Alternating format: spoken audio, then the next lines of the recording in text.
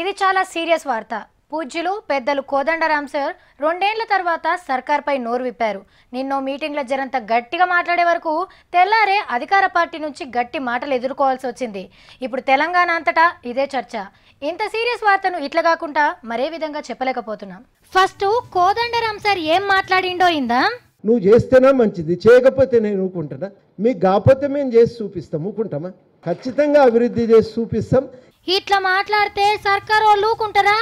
మా కేసీఆర్ సారే కోదండరాం సార్ని జేఏసీకి చైర్మన్ చేసిండు. ఇప్పుడు మా సార్ చేసేదే తప్పంటవా అని MP Balka Suman sir mic అందుకుండు. కోదండరామిరెడ్డి విషపు నాగు యొక్క కుబుసం బయటపడ్డదనేటటువంటి విషయాన్ని స్పష్టంగా చెప్పినాం. ఇక కరెంటు మంత్రి జగదీశ్వర్ రెడ్డి సారు ఇంకింత కాకబెట్టిండు. ప్రజలకు కరెంటు రావడం ఇష్టం లేనుడు మాట్లాడే మాటలు తప్ప ప్రజలకు నిజంగానే కరెంటు కావాలి, అభివృద్ధి కావాలని కోరుకుంటూ మాట్లాడే మాటలు కాదు. ప్రజలు హ్యాపీగా ఉంటే కొంతమందికి నిద్ర పట్టదు. పైసల మంత్రి ఈటెల సార్ కూడా గరమైండు. దీని వెనుక ఇలాంటి కుట్ర ఉండేవాళ్ళు చెప్పాలి. కానీ మీరు రాజకీయ పార్టీల కంటే కూడా భిన్నంగా ఈ ఆరోపణలు చేయడం అనేది ప్రజలు సహించరు. ఇగో ఇట్లా టీఆర్ఎస్ సర్కార్ టీజేఏసీ నడుమ పంచాది నడుస్తుంది.